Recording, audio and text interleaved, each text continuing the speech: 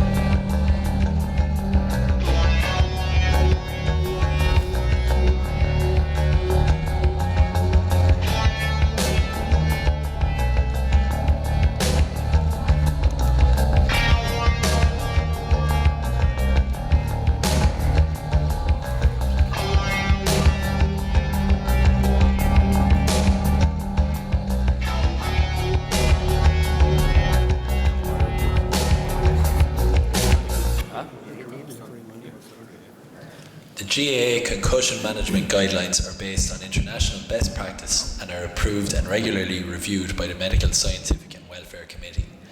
The key principles of the guidelines are: concussion is a brain injury that needs to be taken seriously to protect the long-term welfare of all players. Any player suspected of having sustained a concussion should be removed immediately from the field and should not return to play on the same day. Concussion is an evolving injury. It is important to monitor the player after the injury for progressive deterioration.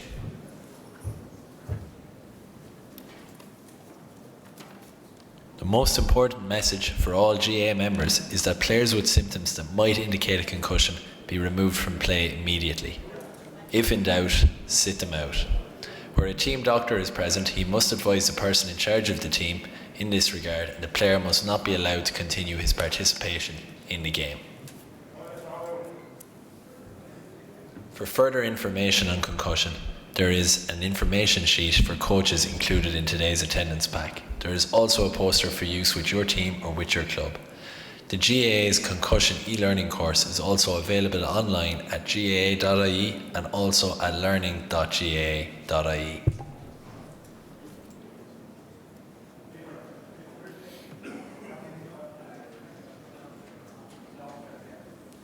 Kevin, I suppose I want to go to you on this.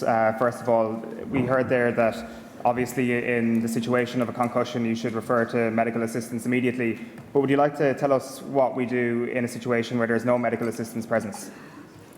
Yeah, the guidelines of the association are very clear.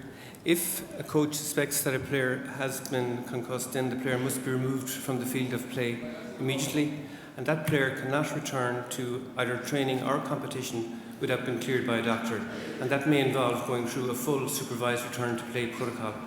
The challenge, I suppose, for you as coaches is not so much to remove the player when it's obvious, as in the videos, that a player has been concussed.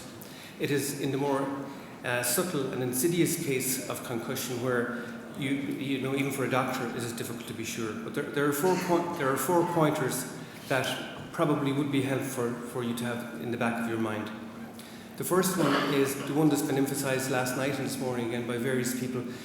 as a coach, you must know your player. You must know how he or she will react in any given situation. And I would suggest even further, you should know the concussion history of your player. Second part of it is you must witness the impact. Again, from the videos you've seen, those are obviously concussions.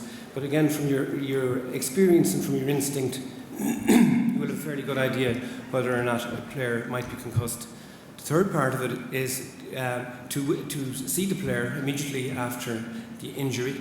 We're not expecting you to function as a doctor, but just purely first principles, common sense. Is the player on the ground for a long time? Does the player complain of dizziness, headache, double vision? When you get the player back up on his feet, is he unsteady on his feet?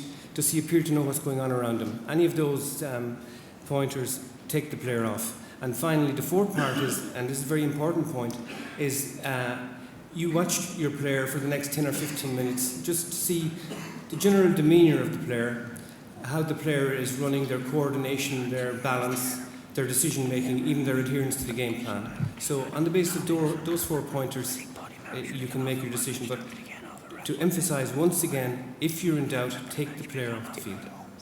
Liam, I might just go to you on this as well. Just in terms of your own experiences of concussion, is there any examples that you've got from your own playing or managerial career? No, look, from a manager's perspective, I guess what you're watching for is sometimes, you're very focused on the result and the outcome, and that's always a dangerous place to be when there's players at stake. So I think it's just really important as coaches or managers that you put the player first. I think that's the critical decision maker and all that. And the most important point in all of this is that me as the manager, I'm not the right person to make the call. Ultimately, I need to hand it over. I mean, I was fortunate enough anytime I was involved with teams that I surrounded myself with really good people. So you have the expertise within your management team. So my doctor, my physio will go in, and if they come out and tell me, look, that guy needs to come off and he needs to sit it out, absolutely, there's no question, no doubt. And irrespective of what team you're in, and I suppose it just gets to the stage that it's probably getting a little bit more common. Some of the hits that are going in, obviously the players nowadays are in extremely peak condition. They're really conditioned in the gym, etc. So they have real body power. So it's very, very important. If there's any risk at all to the player, he needs to come out, because I suppose the outcomes are quite serious if it's not addressed. So certainly, from my point of view, get the right person to make the decision, and if they need to come out, they should step out. And what about yourself, Ross, from a playing perspective? I suppose the same question to yourself. I suppose ultimately you have to trust in the team management and the setup that's there in front of you. Personally, when I've been playing, I don't think I've been concussed since I was playing juvenile football, and there are times where maybe you take a heavy knock and the team doc will come in and you need to take 2 or 3 minutes just to run and maybe see where exactly am I, and 9 times out of 10 you'll feel fine and you're able to continue. But there will be times where maybe you feel actually I'm not up to it, and that's where you sort of, as a player, it's wise to hand over and put your faith in the doc and go with whatever protocols are in place.